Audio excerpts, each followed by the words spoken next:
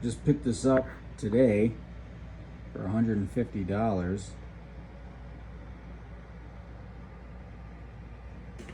along with 3 of these hand planes here,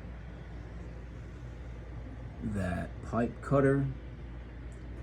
2 draw knives, a 10 and a 12 inch. I've got these the lathe tools there, a fryer basket, came with these tool rests there, came with a right angle tool rest there also, and this motor, which is 3-phase, so I'm gonna see what I can do with that. Got a little work to do